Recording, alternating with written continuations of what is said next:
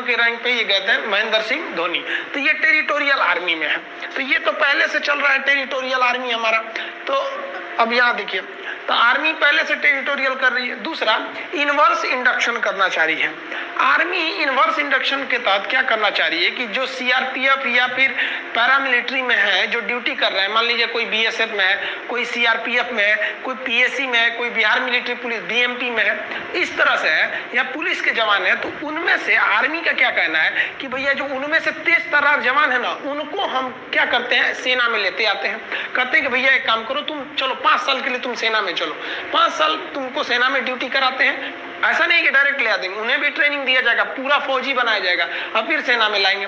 5 साल बाद उन्हें कह दिया जाएगा भैया आप जहाँ थे, जैसे पुलिस में थे तो पुलिस में चले जाइए, और हमसे पेंशन मत मांगिए, क्योंकि हम आपको 5 साल के लिए ना बुलाए हैं, हम तो आपको और बेहतर कर दिए हैं और बेहतर करके लौटा रहे हैं। आप जिस डिपार्टमेंट में थे वहाँ और जाके एकदम अच्छे से ड्यूटी कीजिएगा। तो ये भी एक तरह का अच्छा है। अब उनको तो पेंशन वो गवर्नमेंट देगी जिधर से वो आए हैं, पैरामिलिट्री में से। आर्मी ने अपने सेना में 5 साल ड्यूटी भी करा लिया और वापस भी कर दिया, आर्मी का पेंशन भी बच गया।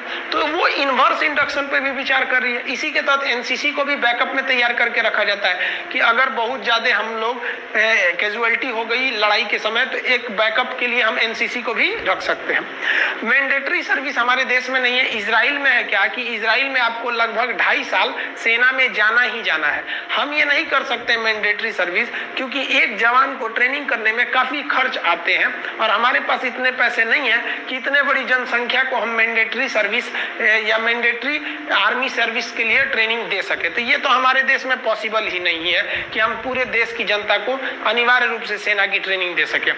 इनवर्स इंडक्शन क्या है समझा दिए। टेरिटोरियल आर्मी केवल सेना का मनोबल बढ़ाने के लिए इसमें वीआईपी लोग को शामिल कर दिया जाता है।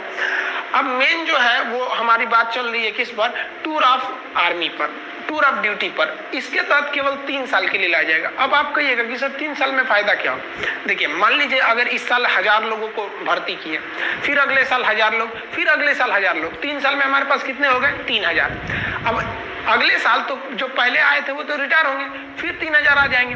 तो इस तरह से हमारे पास हमेशा एक रेगुलर आर्मी बनी रहेगी और ये आर्मी को हमें क्या नहीं देना पड़ेगा, पेंशन भी नहीं देना पड़ेगा। अभी हम पेंशन पे आएंगे, चर्चा करेंगे। अब थोड़ा सा हम आगे समझते हैं टूर ऑफ ड्यूटी में। ध्यान से समझिए, इस टूर ऑफ ड्यूटी के बारे में समझिए। ये एक तरह का इंटर्नशिप है। इंटर्नशिप क्या होता है कि आपको किसी खास काम के लिए और खास फिक्स समय के लिए जब बुलाया जाता है तो उसे इंटर्नशिप कहते हैं। इससे सेना हमेशा जवान रहेगी, यंग रहेगी। जैसे मान लिया कि हमने